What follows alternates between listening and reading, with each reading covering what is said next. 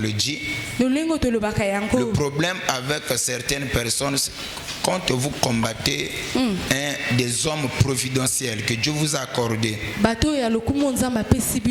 combattez au même temps votre destin. Je répète encore pour la bonne compréhension. Il y a des hommes providentiels. En d'autres termes, des hommes donc que Dieu donne. Ces gens-là, on ne les combat pas. On veille sur eux, on les protège, parce que votre bénédiction aussi on dépend. Malheureusement, beaucoup de gens ne comprennent pas. Ils combattent leur pilier, leur refuge, et quand ils auront des problèmes, ils n'ont plus de refuge. Alors aujourd'hui, pour ne pas monopoliser la parole, il y a une personne qui nous a émerveillés, qui continue à nous émerveiller avec son art oratoire. Elle parle tellement bien et quelquefois quand elle explique les choses, je me perds quelquefois. Je me dis mais d'où vient cette profondeur? Et je crois que j'avais dit depuis hier, vous devez comprendre la dispensation. Dans l'ancienne dispensation, la femme était condamnée à ne pas prendre la parole devant les hommes. Mais dans la grâce, cette femme qui était condamnée, cette femme qui était censée ne pas prendre la parole, ça, je crois que c'est à la fin que je vais démentir quelques éléments ici. J'aimerais poser la question au docteur. Est-ce que les diacres peuvent prendre la parole dans l'église? Les diacres peuvent prêcher? Amen. Est-ce que vous croyez dans la Bible il y a aussi des diaconesses? S'il y a des diaconesses, si les diacres peuvent prendre la parole, c'est que les diaconesses aussi. Donc, nous avons dans la Bible, on parle de la sœur Fouébé. Elle était diaconesse. Et c'est elle qui a su mettre quelquefois l'église en ordre. Je vais encore plus loin. Le jour où l'église de Corinthe a eu des problèmes, apôtre Paul et l'Apollos ne s'entendaient pas, parce que les deux étaient des orateurs de taille. Si apôtre Paul se lève, la foule était émerveillée. Quand Apollos aussi va prendre la parole, elle va encore émerveiller plus l'église. Pendant le parcours ministériel de l'apôtre Paul, il n'y a qu'une seule personne qui l'a perturbé sur le plan ministériel, c'était Apollos. Mais je me poser la question à l'église, qui a remis l'église à l'ordre? C'était la sœur Lydie. La sœur Lydie, elle était assise au banc en train d'écouter la parole, et son mari. Ils ont écouté les démarches de l'apôtre Paul. Ils ont écouté les démarches de l'apôtre Apollos. Ils ont compris que les deux là, Apollos est dans l'erreur. Ils ont appelé Apollos. Ils ont fait asseoir Apollos. Ils ont commencé à expliquer à Apollos. Et trois démons les exécutent. Et automatiquement, c'est là où il y a eu. Ça a fait cesser les constations au sein de l'église. Et entre Apollos et l'apôtre Paul, il y a eu la paix. Et lorsque l'apôtre Paul revient encore récupérer la situation, c'est là qu'il va dire, moi j'ai sémé, Apollos a arrosé, mais celui qui fait croître la sémence c'est Dieu. Entre moi et lui, personne n'est plus grand. Mais avant que l'apôtre Paul arrive à ce stade-là, c'était l'intervention d'un couple, la sœur Lydie et son mari. Alors, moi je ose croire, et quand Dieu veut parler, après la crucifixion, On a enterré Jésus. Les hommes on a fui. Mais la femme est partie au tombeau. C'est la femme qui a ramené aux disciples que Jésus-Christ est ressuscité. Donnez-moi un amen. L'apôtre Pierre va dire, je ne crois pas à ce que vous m'avez dit. Il faudrait que moi-même je puisse voir. Et quand il vient, il a confirmé que ce que les mamans avaient dit, c'était vrai. Aujourd'hui, pour ne pas monopoliser la parole, nous avons dans cette église une grâce, un don. Dieu nous a accordé. C'est à nous maintenant de veiller sur ce don, de protéger ce don, de l'aimer, de l'encourager, de le soutenir, parce que notre bénédiction aussi en dépend. C'est à la personne de la prophétesse Meda. Quand elle s'approche, nous acclamons très fort le Seigneur Jésus. Beta maboko ndeko na ngai. Yokoba na kobeta maboko. Sala yango bien, sala yango bien. Sala yango bien ndeko na ngai. Yes. Yes. Yes. Yes. Yes. Yes. Amen. Amen. Amen. Amen. Je te salue au nom de Jésus. Je te remercie toi qui as répondu présent à cet appel. Si je n'étais pas là, j'aurais peut-être dû parler aux chaises vides. Le Seigneur de gloire a touché ton cœur à venir y participer. Alors acclame d'abord pour toi.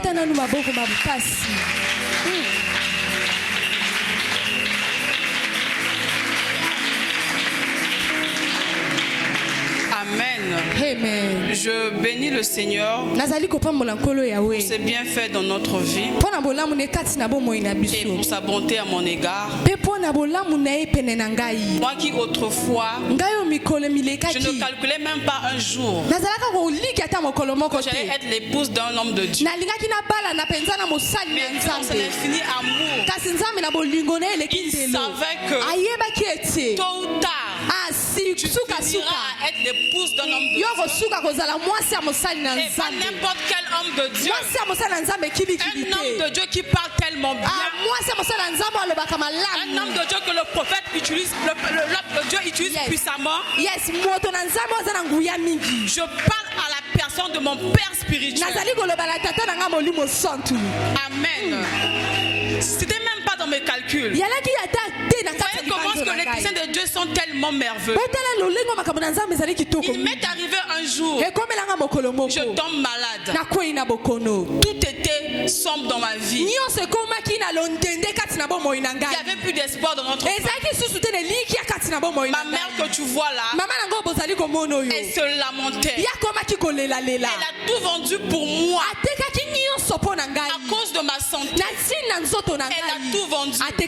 Mais il y eut un jour, je me dirige auprès d'un homme de Dieu.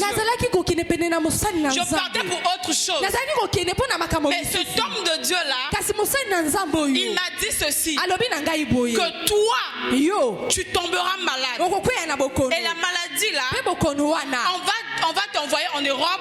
Et cette maladie, quand tu partiras en Europe, tu vas mourir.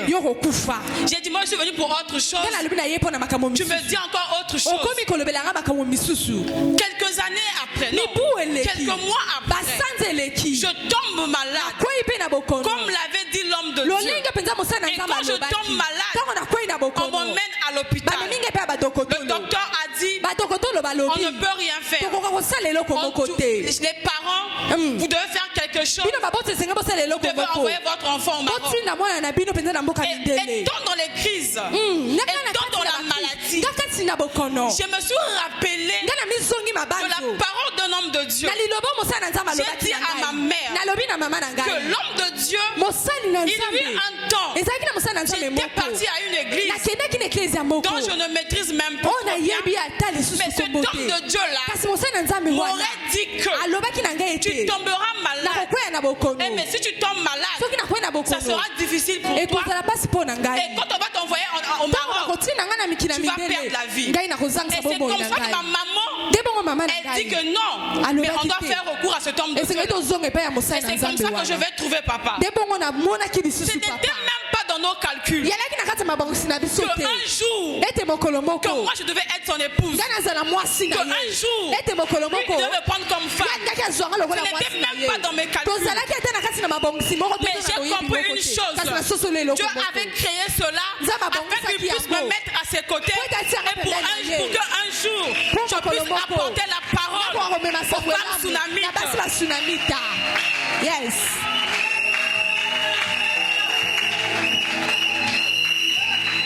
Je ne cesserai jamais au grand jamais de lui dire merci pour tout. Car il m'a aiguisé, il m'a donné la forme que lui il voulait. Et si je me mets aujourd'hui à parler devant vous, c'est à cause de ce homme de Dieu-là. C'est à cause de ce monsieur-là. Alors ensemble, j'aimerais qu'on pousse énormément des cris de joie à l'égard de notre Père spirituel.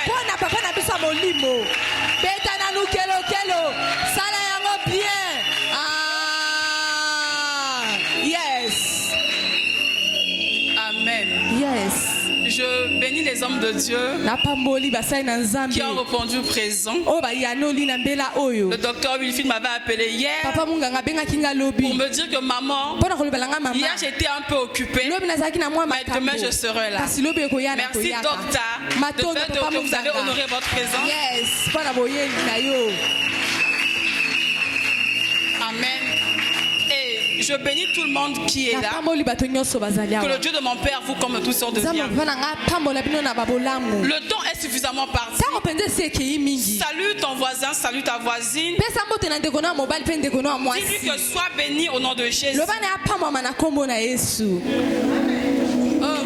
Dis-lui d'être béni au nom puissant de Jésus.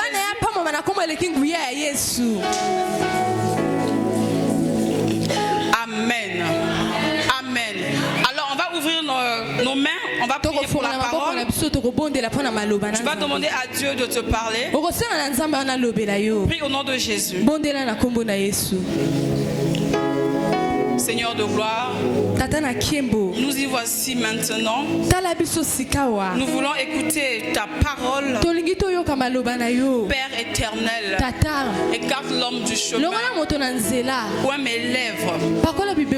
Toi-même descends et parle. Que la parole qui sortira en ces lieux, que cette parole puisse guérir ceux qui sont malades. Que cette parole puisse apporter une solution à toutes les personnes ici présentes. Car tu as dit dans ta parole que tu leur envoyais la parole et la parole les guérit. Que Seigneur, cette parole puisse guérir toutes les personnes malades dans ces lieux. Au nom puissant de Jésus-Christ, je laisse prier. Amen. Acclame pour cette parole. Mettez-vous. Merci. Hier nous étions ici par la grâce de Dieu. Le Seigneur nous a parlé. Et le thème dans lequel nous parlions, ce n'est autre que le mystère de la création. Le mystère de la création. Hier on a été émerveillés par la sagesse du Saint-Esprit qui m'avait utilisé pour pouvoir communiquer la parole à son peuple. Alors, on a eu à prendre le passage de Genèse 1:1. Et on a eu aussi à prendre le livre de Jean 1 à 4. La Bible nous faisait montrer que dans le livre de Genèse 1:1, qu'au commencement, Dieu créa les cieux et la terre. Mais plus loin encore, Jean vient nous dire ceci, qu'au commencement était la parole, et la parole était Dieu. Amen. Et j'aimerais te dire ceci, que tout ce que tu vois, tout ce qu'on peut voir dans ce monde, ce n'est que la parole parole qui a fait ces choses. Amen. Mais Jean nous dit autre chose. Moïse aussi vient nous dire autre chose. C'est par là que j'avais dit hier que Moïse, toi qui avais écrit au commencement était la parole. Au commencement, Dieu créa les cieux et la terre. Mais au contraire, tu allais plutôt dire ceci, qu'au commencement, la parole, elle créa les cieux et la terre. Parce que quand on parle de la création tout entière, on ne voit que Dieu lui-même. Parce que c'est lui l'acteur principal de l'univers. C'est lui l'acteur principal de tout ce que nous voyons ici. Amen. Amen. Et quand le Seigneur a eu à créer le monde, et la Bible nous fait comprendre, en créant le monde, il y avait les ténèbres. Les ténèbres se répandaient sur toute la surface de la terre. Par là, j'ai eu à comprendre que la meilleure cachette de Dieu, la plus belle cachette de Dieu, c'est les ténèbres. Mais comment? Dieu préfère se cacher dans les ténèbres. Il ne se cache pas dans la lumière. Mais le Seigneur de gloire se cache dans les ténèbres. Amen. Mais comment? Fongola mère, Fongola. J'ai eu à dire ceci. La Bible nous fait comprendre qu'il y avait des ténèbres dans toute la surface de la terre. Quand il y a des ténèbres, donc ça veut dire que tout était sombre. Et par là, j'ai eu à comprendre que la plus bonne cachette de Dieu, ce n'est pas la lumière. La plus bonne cachette de Dieu, ce sont des ténèbres. Prophétiquement parlant, les ténèbres c'est quoi? Les ténèbres veut autrement dire les épreuves.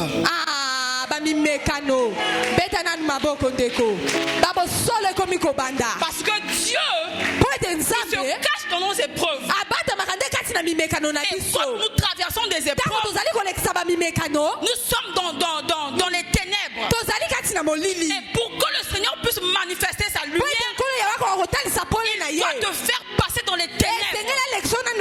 Et les ténèbres, ça tire la gloire de Dieu. Les ténèbres fait à ce que le Seigneur puisse se révéler en toi. Laisse-moi te dire, quand les ténèbres arrivent, tu es dans le chaos total. Quand les ténèbres arrivent, tu es dans le tohi-bohi. C'est-à-dire, rien ne peut marcher. Tu fais ceci, rien ne va.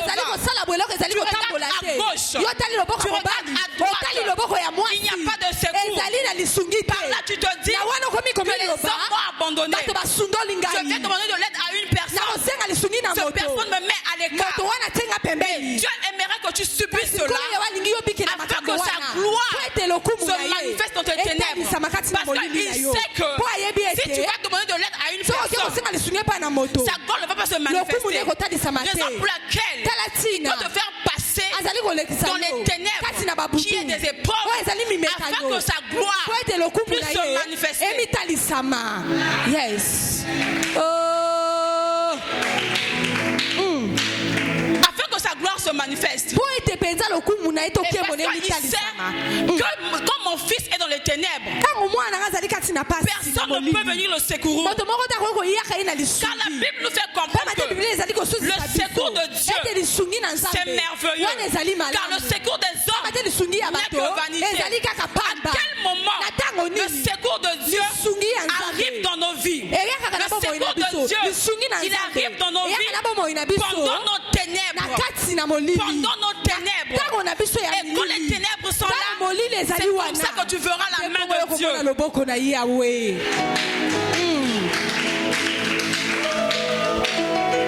C'est comme ça que tu verras la main de Dieu. Donc la meilleure cachette de Dieu, ce n'est pas la lumière. La meilleure cachette de Dieu, c'est les ténèbres. Parce qu'il tire sa gloire dans nos ténèbres. Il tire sa gloire dans tes ténèbres. En tirant sa gloire dans tes ténèbres, il va faire étonner ceux qui t'ont tenu captif. Il va faire étonner ceux qui disaient que rien ne va marcher dans ta vie. Il va faire étonner les sorciers de ta vie. Ceux qui te limitaient, il va les faire étonner parce que il va tirer sa gloire là-dedans. Amen. Yes. Amen. Amen. Yes. Alors on va prendre rapidement le livre de Jean 1. On va revenir sur le verset d'hier. Yes. Jean 1. De 1 à 4. Jean 1, le verset 1 au verset 4, je lis au nom de Jésus. Au commencement était la parole, et la parole était avec Dieu, et la parole était Dieu. Elle était au commencement avec Dieu. Toutes choses ont été faites par elle, et rien de ce qui a été fait n'a été fait sans elle. En elle était la vie, et la vie était la lumière des hommes. Parole du Seigneur. Le même chapitre, tu prends le verset 14. Le verset 14. Et la parole a été faite chair, et elle habite parmi nous, pleine de grâce et de vérité. Et nous avons contemplé sa gloire, une gloire comme la gloire du Fils unique venu du Père. Amen. Dernier verset, je prends le psaume 33, le verset 4 et puis le verset 9.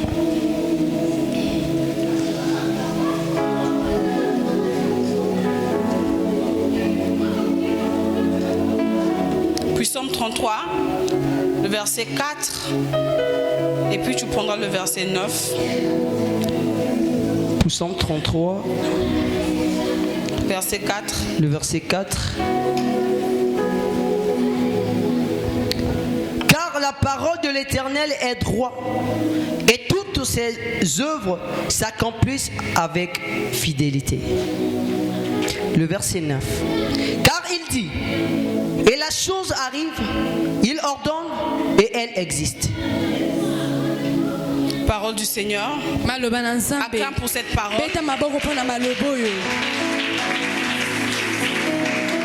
Amen. Amen. Toute chose sur cette terre a commencé avec la parole. Toute chose que nous voyons sur cette terre a commencé avec la parole. Rien de ce qui existe n'a commencé avec la parole. Rien de ce qui existe n'a commencé avec la parole. L'Éternel est le seul créateur. C'est lui qui a créé toutes les choses. Il a créé Satan. Il a créé les anges. Il a créé les animaux. Il a créé des reptiles. Il a tout créé. Mais en créant des choses, il n'a pas créé ça en imaginant. Oui, c'est vrai que la pensée était là. Mais pour que la pensée soit manifeste, il a fallu juste une parole. Et voilà pourquoi le monde s'est créé à travers la parole. Amen. J'aimerais te dire ceci, mon frère. Tu ne pourras jamais comparer le Seigneur de gloire avec Satan. Ce sont deux choses différentes. Ce sont deux noms qui sont différents. Car le Seigneur de gloire, c'est lui le créateur. Et Satan est une créature de Dieu. On ne peut jamais comparer Dieu et Satan. C'est une chose inexplicable. Amen.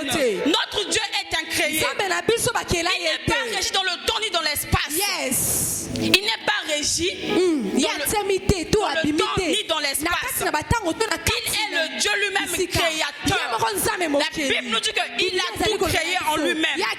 J'aimerais te dire ceci. Le Dieu que tu viens écouter en ce lieu, il est capable d'écouter en même moment des prières à des langues différentes. Il est capable d'écouter en même moment des prières des gens qui sont aux États-Unis. Il est capable d'écouter en même moment des prières des gens qui peuvent être au fin fond du village. Parce que la Bible nous fait comprendre qu'il est omniprésent.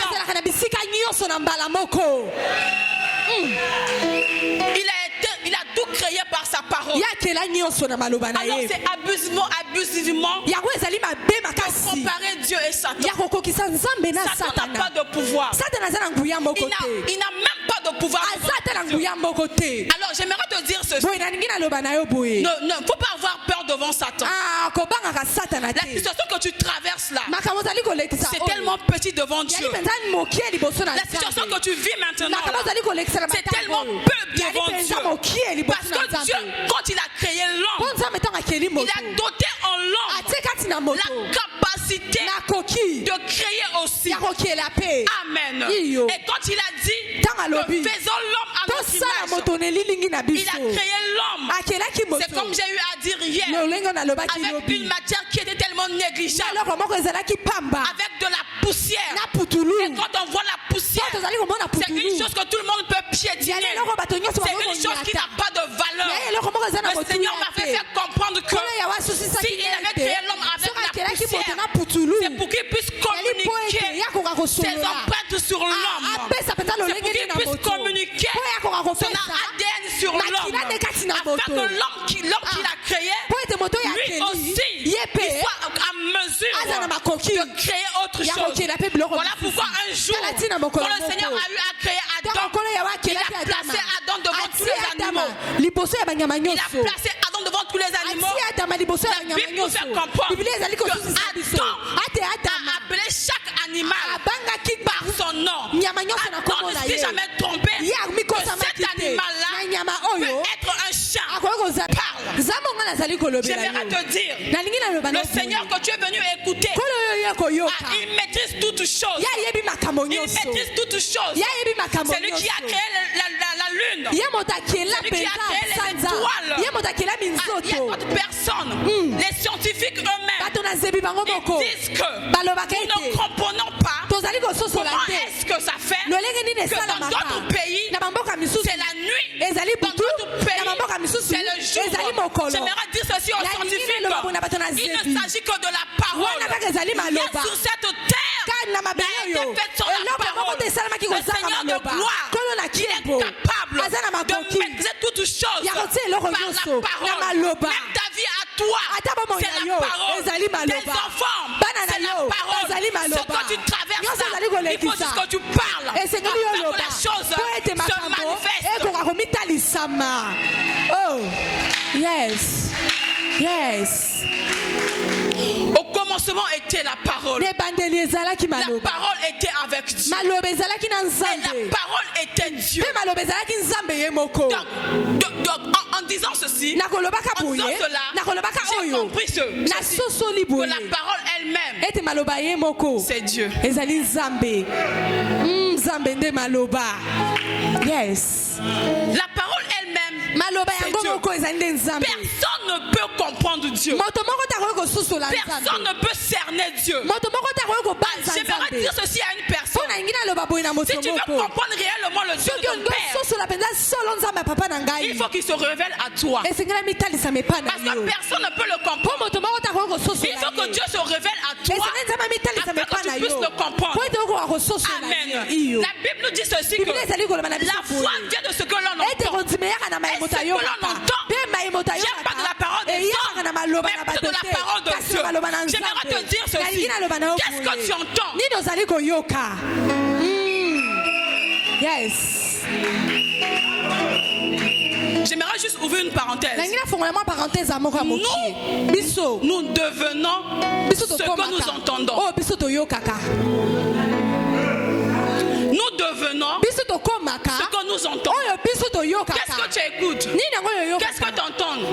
À qui tu donnes ton oreille?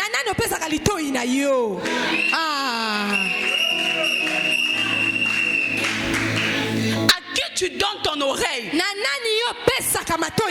devenons ce que nous entendons. La foi, c'est quelque chose qui est invisible. La foi, c'est quelque chose qui est invisible. Personne ne peut cerner cela. Parce que la foi, elle est invisible. Aujourd'hui, tu peux me dire que oui, maman, j'ai foi que les choses vont marcher. Parce que tu m'as vu que tu dis cela. Mais peut-être au fond de toi, c'est pas ce que tu penses. Raison pour laquelle j'ai dit que la foi, c'est quelque chose qui est invisible. Regardons un peu la grandeur de notre église. La grandeur de notre église. Mais il y a quelque chose qui est invisible dans notre église. Personne ne peut même pas cerner. Et cette chose-là, c'est le fondement. Cette chose-là, c'est la fondation. C'est comme la foi. La foi, c'est un fondement. La foi, c'est une fondation. Pour que l'église soit bien bâtie, il a fallu que la fondation soit bien bâtie afin que l'église soit solide.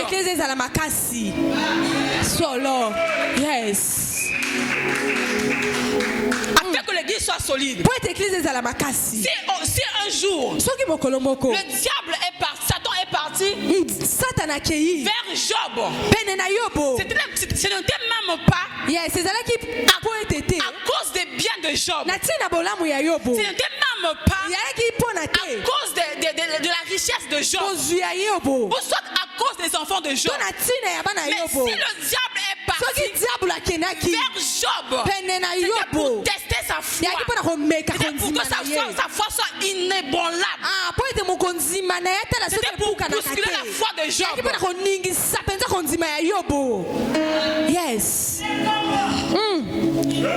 J'aimerais te dire ceci. Quand Satan vient vers toi, c'est pour tester, c'est pour voir si tu as réellement la foi.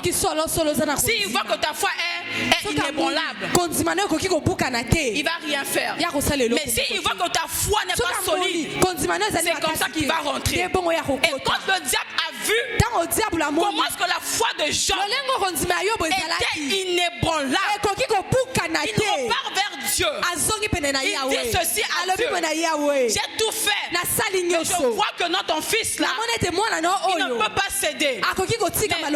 Il a une foi tellement ferme, tellement qu'il ne peut pas céder. Vu que je ne peux pas échouer, vu que je suis descendu chez lui, j'aimerais juste que tu puisses me permettre que je puisse juste toucher la vie de Job afin que je sois apaisé. Laisse-moi te dire, il y a certaines situations que tu traverses dans la vie. Le diable voit tellement que tu as foi en Jésus-Christ, que tu as foi en lui. Il peut venir tout te tester, mais il y aura un certain moment où il partira vers Dieu pour lui dire, permets-moi juste quelque temps afin de nuire à cette fille-là. Et cette situation qui nous arrive, c'est Dieu qui le permet.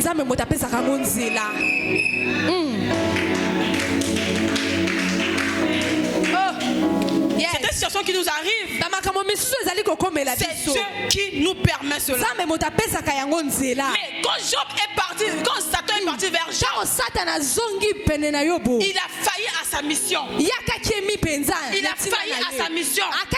Il a oublié que notre foi a été bâtie sur une bonne fondation qui est le Seigneur Jésus-Christ. Il y a certaines personnes qui ont foi aux hôtels de leur famille. Il y a certaines personnes qui ont foi aux sorciers de leur famille. Mais des personnes comme nous autres là, notre foi est basée par Jésus-Christ de Nazareth.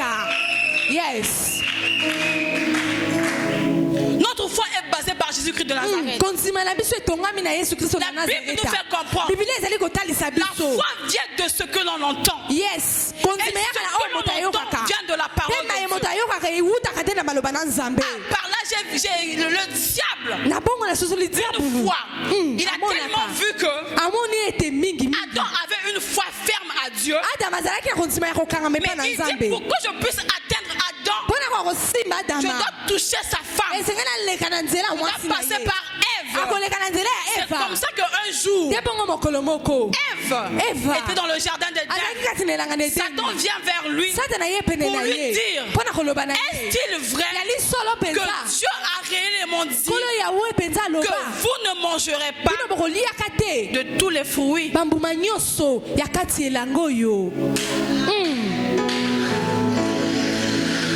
Il pose cette question à Ève. Mais comme Ève, je pourrais même dire, Ève n'avait pas une foi. Elle n'avait pas la foi.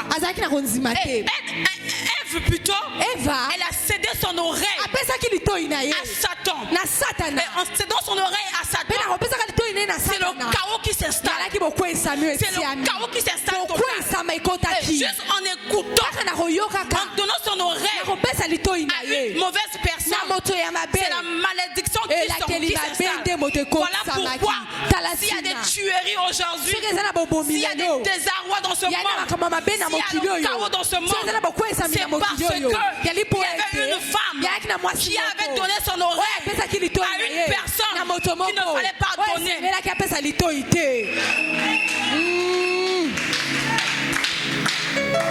Écoute ma soeur, mon frère, j'aimerais te dire ceci, que le diable parle tellement bien. Le diable sait parler. Le diable peut même bien parler. Plus l'homme qui te drague. Le diable peut même bien parler. Plus que l'homme avec qui tu vis. Quand le diable se présente devant toi, en toi tu te dis que j'ai un avenir merveilleux. Mais quand le diable s'approche, il te met comme un tableau. Il te fait comprendre des choses en te disant que tu es un vaurien. Les choses ne pourront jamais marcher avec toi. Tu as un mauvais avenir. Ta destinée a été foutue. Et quand le diable écoute et te dit ces choses-là, et toi vu que tu n'as pas confiance en toi, vu que tu n'as pas une bonne foi, tu te laisses emporter. Voilà comme ça, tu vis ce que tu as envie de vivre. Pourquoi? Parce que tu as donné ton oreille à Satan le diable. Et en lui donnant ton oreille, il a saboté tes pensées. Il dit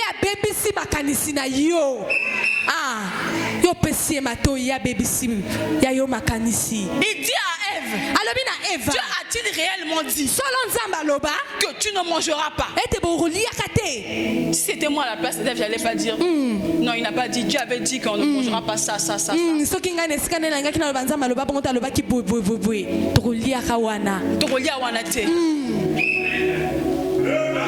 J'allais même dire aussi à Ève, le jour de la création, quand Dieu a créé les hommes, moi je suis venu en dernière position. Va au contraire demander à Adam, c'est lui qui est mieux placé de te dire que moi je ne suis pas à mesure.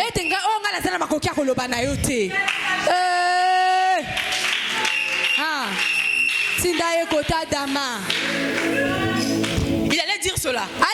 Bonne femme, une femme sage, une femme vertueuse.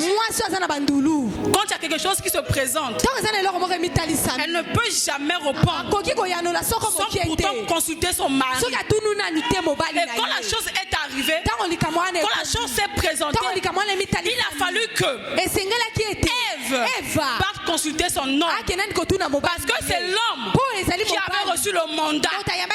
C'est l'homme que Dieu avait doté les capacités. Parce que c'est l'homme que Dieu a donné, il a légué la création.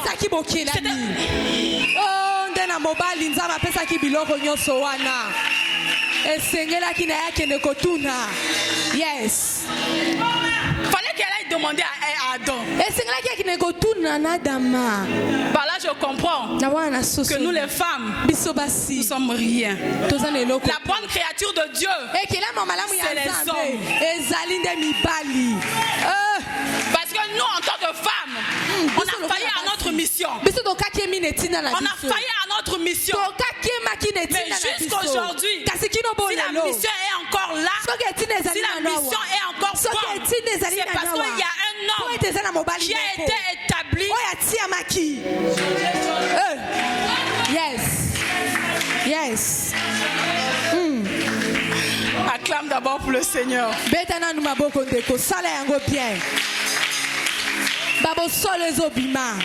Yes. Oh, qu'est-ce que tu entends, ma soeur? Qu'est-ce que tu entends, mon frère? Qu'est-ce que tu entends? À qui est-ce que tu donnes les oreilles?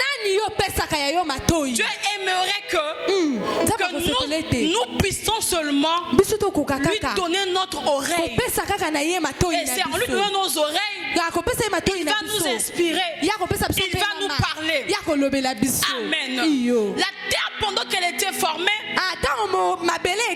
Dieu a ordonné à la terre que toi, terre, prends le contrôle des arbres, que toi, toi, l'eau, prends le contrôle de tous les poissons, prends tous les poissons en charge. Mais pour créer l'homme, il n'a pas créé l'homme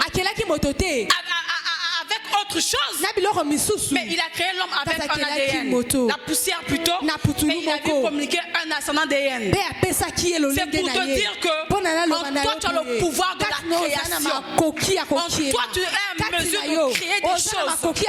Car le Seigneur de gloire, il a enfoui en toi des beaux sensuels. Il a enfoui en toi des bonnes choses. Il aimerait juste que tu puisses parler. Et quand tu vas parler, automatiquement la chose va se réaliser. Quand tu vas parler avec la foi, bien sûr, la chose va se manifester. Yes. Elle va se manifester. Dieu est la source de toutes choses, ma soeur. Dieu est la source de toutes les choses que nous voyons ici sur la terre. Tout ce que nous voyons ici, l'unique source, c'est notre Jésus-Christ de Nazareth. Tout ce que tu vois ici sur la terre, la source principale, c'est le Dieu de gloire. Parce que la Bible nous dit que quand il ordonne, la chose arrive. Il suffit juste qu'ils disent un mot et la chose va s'accomplir.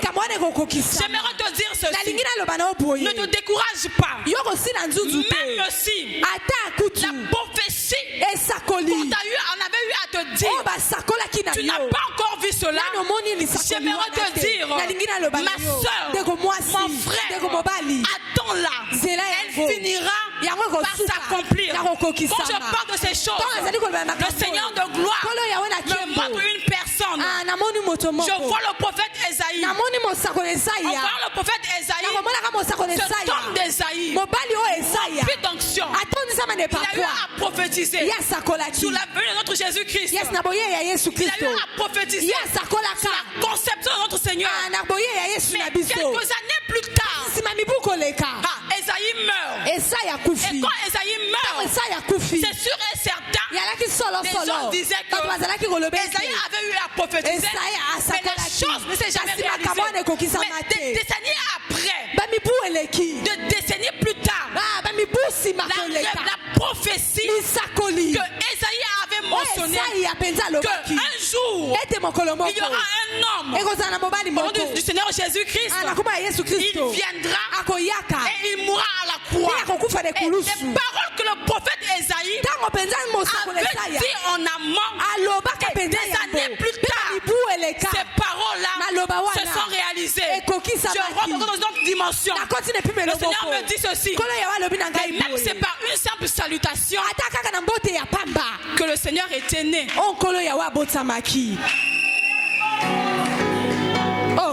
Par une simple salutation. Quand on dit la salutation, l'ange vient vers elle, lui. Et il parle. Et la chose rentre. Et quand la chose rentre, quelques années, quelques mois plus tard, l'enfant qui était d'abord parole, mais elle prend maintenant chair.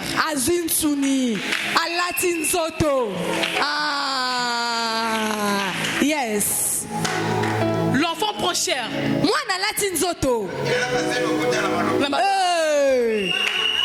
Maloba.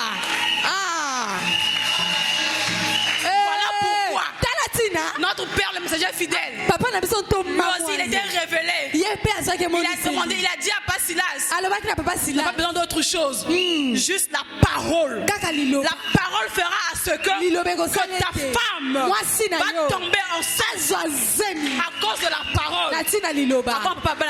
Yes.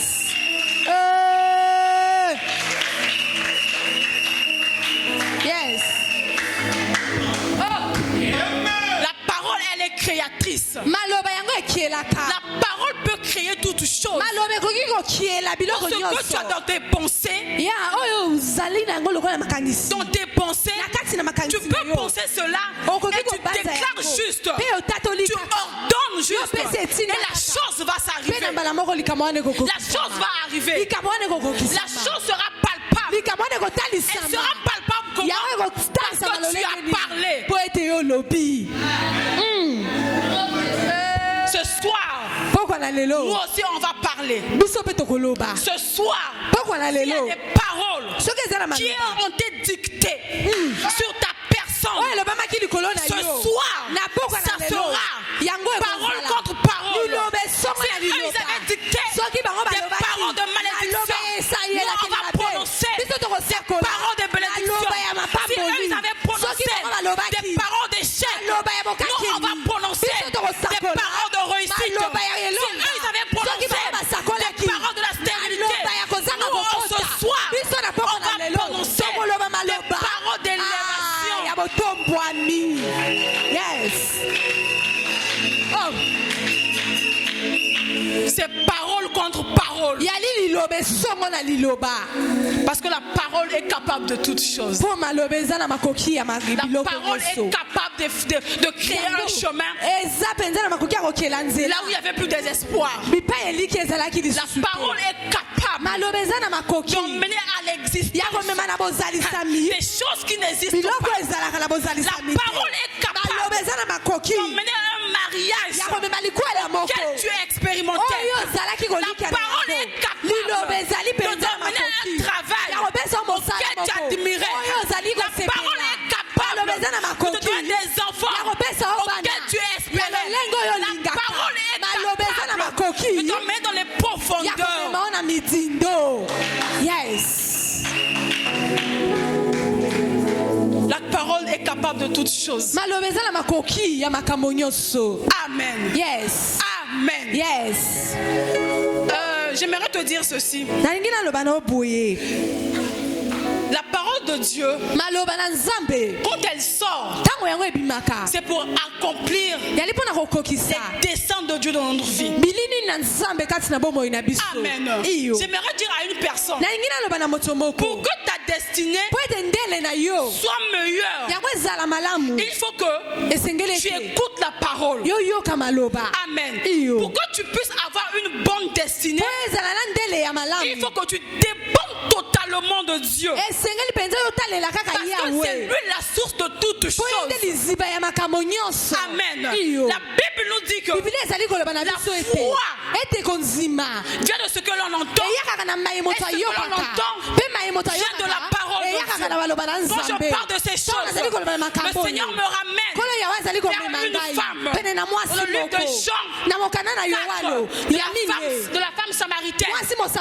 Je demande à Dieu. Pourquoi tu m'emmènes vers cette femme-là?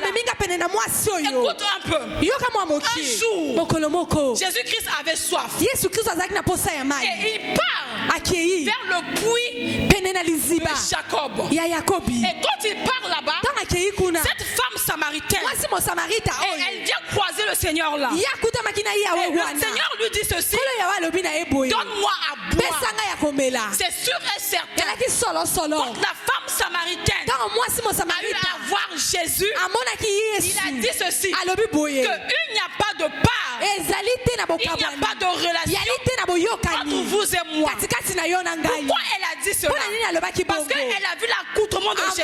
Quand elle a vu automatiquement son accoutrement, elle a su que cet homme-là est un juif. Donc c'est comme ça qu'elle a eu à dire qu'il n'y a pas de part entre vous et nous.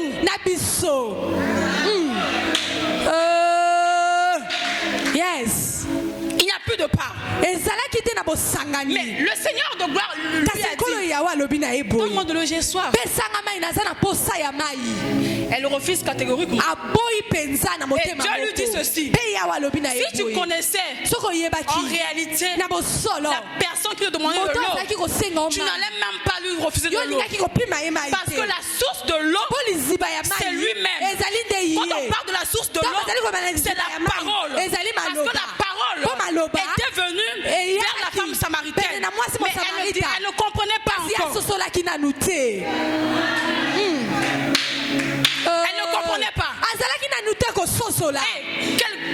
travers leur conversation, quand elle a eu à comprendre ce que le Seigneur lui a dit, ça l'a un peu étiqué, ça l'a un peu tourmenté. Elle s'est dit en elle que tu es plus grand que notre père Jacob.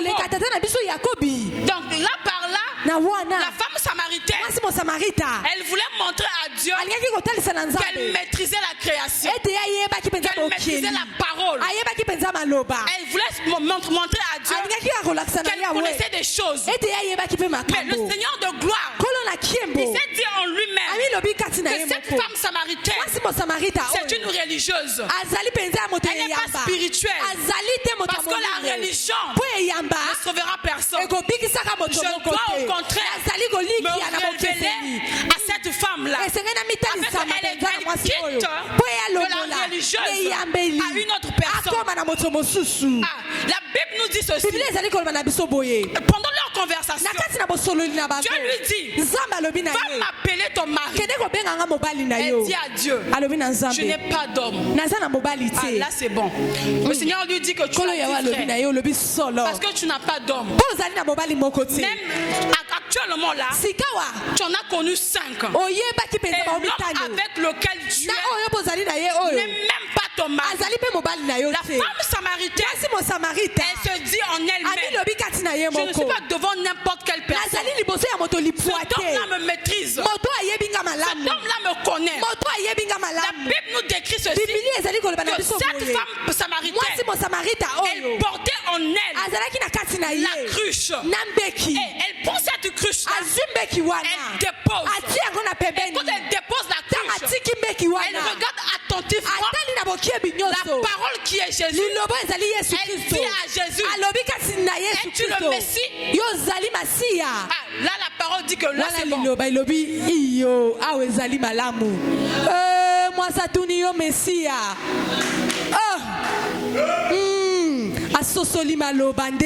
Es-tu le Messie? Le Seigneur lui dit: l'heure vient.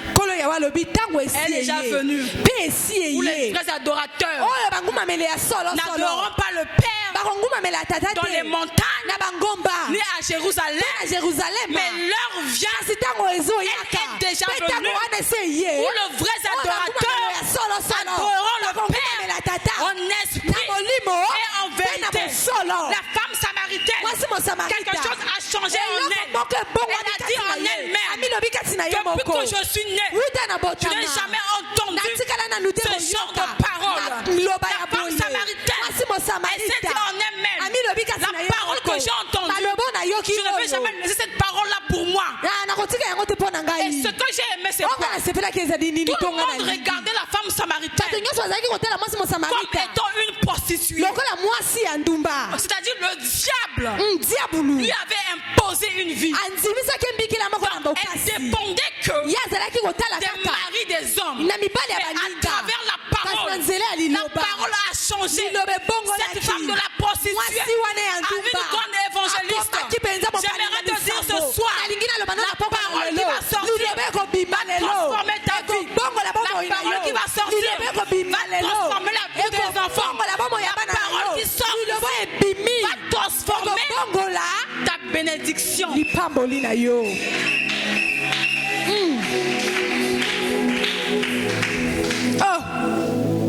La parole a transformé. La parole est capable de transformer. Elle est capable de façonner. La parole aiguise l'homme. La parole aiguise l'homme à sa manière. La parole est capable de tout changer. Elle est capable d'emmener un travail merveilleux. Elle est capable de changer, de transformer des choses. La parole que tu négliges, elle est capable de créer des grandes choses. La parole que tu écoutes là, elle est capable d'aller là où on avait vu, on avait mis ton mariage. C'était dans une calebasse. La parole est capable d'aller casser cette calebasse là et faire sortir ton mariage. La parole est capable de donner une bonne santé. Si le médecin avait dit que toi tu seras opéré, j'aimerais te dire, on ne va pas t'opérer parce que la parole qui sort au Seigneur va t'opérer sans cicatrice. Yes. La parole est capable de toutes les choses. Ne néglige pas la parole. La parole est capable d'effrayer un chemin. Écoute, ne pense pas que la chose n'existe pas. Mais j'aimerais te dire, la chose elle existe.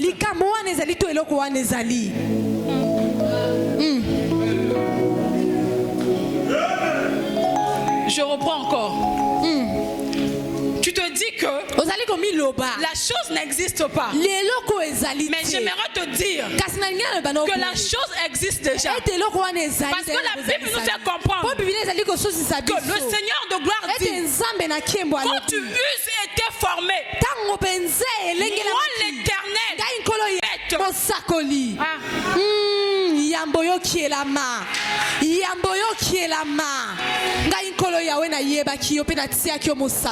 Amen. Yes.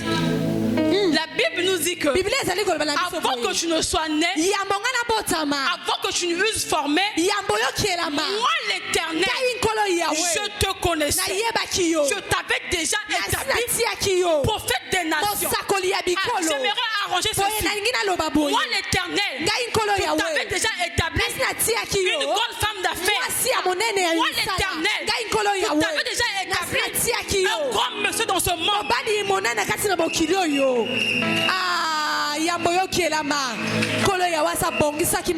Il se peut que tu ne me comprends pas. Il se peut que tu ne me comprends pas.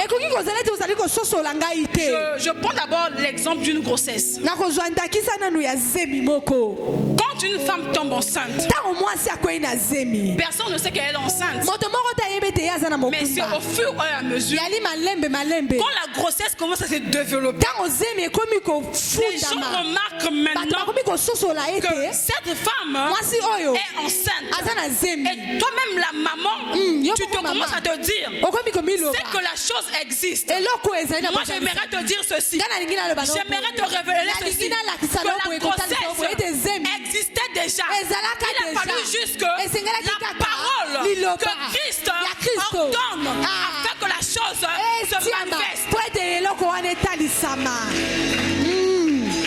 Voilà pourquoi j'aimerais te dire, si les sorciers de ta famille, ils ont eu à commencer à t'envoûter, ils ont eu à commencer à te maudire depuis que tu avais 1 mois, depuis que tu avais 10 ans, depuis que tu avais 20 ans, depuis que tu avais 25 ans, ils ont eu à commencer à te maudire.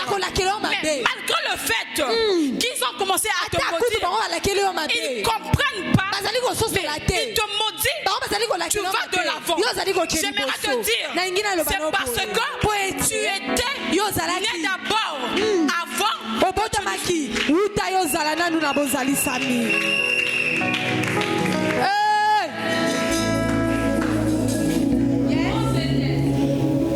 La parole de Dieu, elle appelle des choses qui n'existent pas. J'aimerais juste dire ceci à une personne qui m'écoute. Est-ce que tu sais, quand on parle de la croix de Jésus, la croix de Jésus n'a pas commencé sur la terre. Non, mais la croix a commencé au ciel. Yes, yes, yes. La croix n'a pas commencé en bas. La croix de Jésus a commencé au ciel. Parce que la Bible nous dit que au commencement était la parole.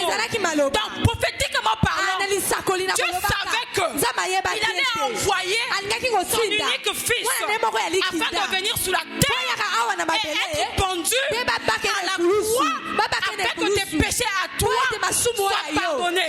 Mais pour que cela soit manifeste, il a fallu juste une simple parole.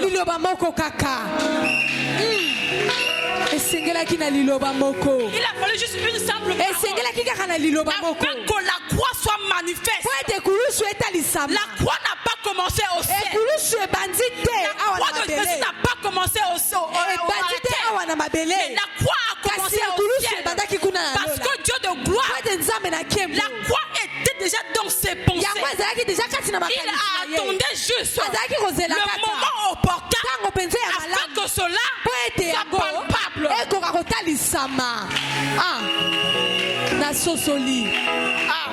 J'ouvre une petite parenthèse. Même tes péchés à toi ont été pardonnés au ciel, pas sur la croix. Même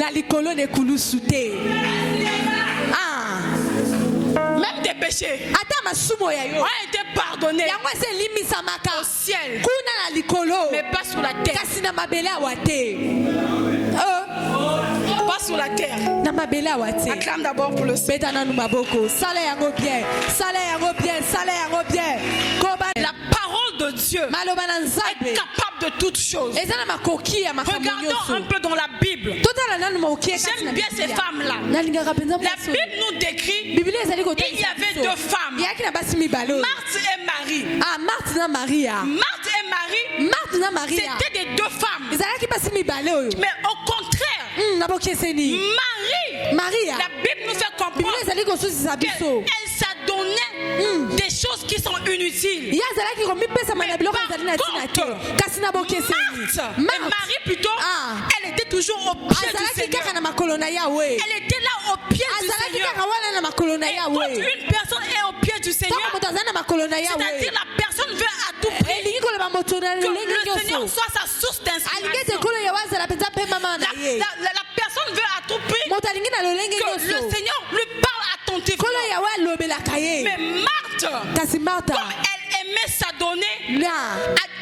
s'adonner des choses inutiles, Marthe méprisait la parole. Mais par contre, Marie aimait la parole. Mais il y a un jour, un événement terrible arrive dans leur famille. Un événement horrible arrive dans leur famille. La Bible nous fait comprendre que leur frère Lazare est mort. Lazare meurt. C'est le chaos qui s'installe dans la famille. Et quand Lazare meurt, et on va dire à Jésus que Lazare est mort. Et quand Christ a entendu cela, il se précipite et en allant là où était la veillée, la Bible nous décrit que Martha, elle a eu à entendre que le Seigneur arrive. Et Marthe se précipite vers le Seigneur de gloire. Il dit à Dieu, mon frère Lazare n'est plus. Si tu eusses été là, mon frère Lazare n'allait pas mourir. Marthe, et le Seigneur lui dit ceci, que t'inquiète, ton frère, il va se ressusciter. Mais incrédule qu'elle était, vu qu'elle ne maîtrisait pas la parole, vu qu'elle ne connaissait pas la personne à qui il parlait, Marthe dit ceci, oh oui, je sais Seigneur, qu'il va ressusciter le jour que tu reviendras. Acclame.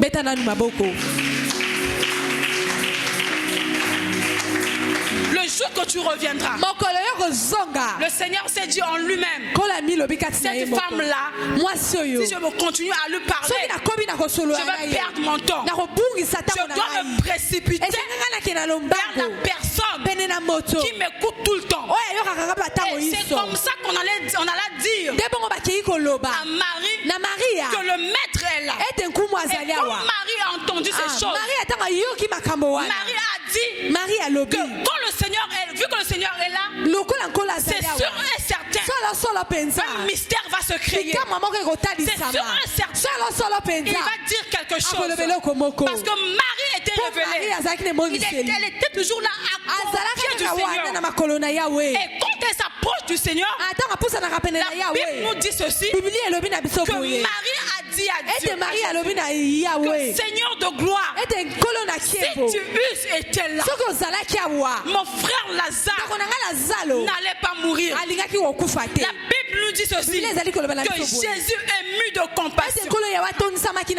Plus bas encore, on dit que Jésus plaira. J'ouvre une parenthèse. Je regarde bien la Bible.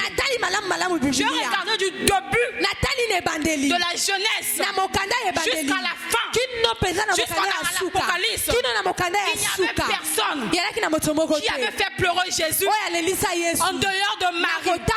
Par là, j'ai compris que la femme est capable de faire pleurer Jésus. Oh.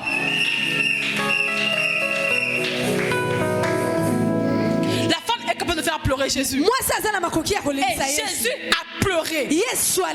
Jésus a tressailli. Et ce que j'ai aimé, c'est quoi? Le Dieu de gloire, le Seigneur de gloire, le ressuscité, il a eu à dire à Marie, je ne peux pas te laisser comme ça. Vu que tu connais mes capacités, vu que tu connais qui je suis, qu'est-ce que je suis capable de faire?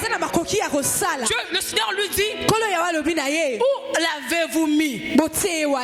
Et il s'en va là où on l'avait mis Lazare. Et quand il s'en va là où on avait mis Lazare, la Bible nous fait montrer que Lazare sentait déjà. Lazare était en état de décomposition.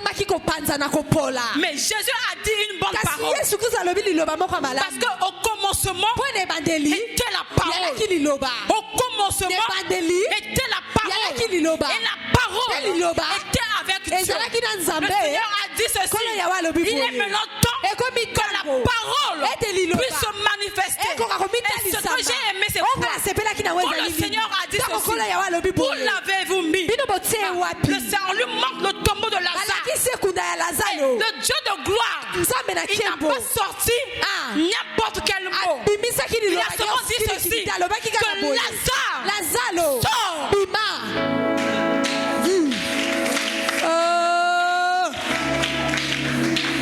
Les gens ont eu même à dire à Dieu, mais Lazare sent déjà. Lazare est en état de décomposition. Les hommes ont oublié que la personne qui a créé l'odorat, c'était la parole. Donc la parole était capable d'enlever l'odorat et de remplacer la vie. Oh. Était capable d'enlever l'odorat. remplacer la vie. J'aimerais dire que s'il y a une personne, il se peut que tu sens déjà il se peut que dans ta vie tout est en décomposition. Il se peut que ton mariage est en décomposition. Ta santé est en décomposition. Tes affaires sont en décomposition. J'aimerais prophétiser, j'aimerais déclarer sur une personne en te disant, peu importe l'endroit où on l'avait mis, ta santé, ton mariage, je me tiens debout comme la prophétesse des nations. J'appelle et je dis ceci, que mariage sort au nom de Jésus, santé sort au nom de Jésus, fertilité sort au nom de Jésus-Christ, délivrance sort au nom de Jésus-Christ, finance sort au nom de Jésus-Christ. Si cette parole est à toi, acclame pour le Seigneur de gloire.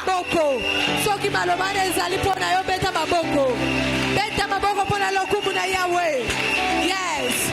Mwasi mosakoli akomi kobenga nyoso ekufaki kati na yo nyoso ebandaki na kopona nyoso ebandaki na kopanzana nyoso ebandaki na kosekwa dans ta vie, je ne sais pas ce à quoi tu traverses, je ne sais pas ce à quoi tu subis, je ne sais pas qu'est-ce qu'on a dit sur ta vie, mais j'aimerais te dire, le Dieu de mon Père, il est capable de ressusciter tout ce que le diable avait pris sur ta destinée, sur tes enfants, sur ta santé. Il est capable d'aller, même si c'est dans la mer, le Dieu de mon Père, il est capable d'aller prendre cette chose, même si c'est dans les cimetières, il est capable d'aller prendre cela et de le ramener.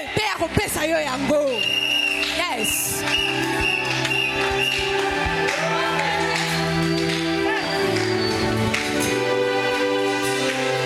Je parle de ces choses. Le ciel s'ouvre. Et quand le ciel s'ouvre, le Seigneur me dit ce soir, il va ramener à l'existence des choses auxquelles tu n'espérais pas. Il va ramener à l'existence toutes des choses qui étaient mortes. Il va te les ramener. Si le diable avait pris ton voyage, il va te donner ton voyage. S'il avait pris ta santé, il va te ramener ce ça. Alléluia. Ce soir, quand le ciel s'est ouvert, le Seigneur de gloire me dit, il va ramener la percée dans ta vie. Il va ramener la gloire dans ta vie. Il va ramener la joie dans ta vie. Il va enlever les cris de pleurs pour remplacer au cri de joie. Yes. Nous allons prier.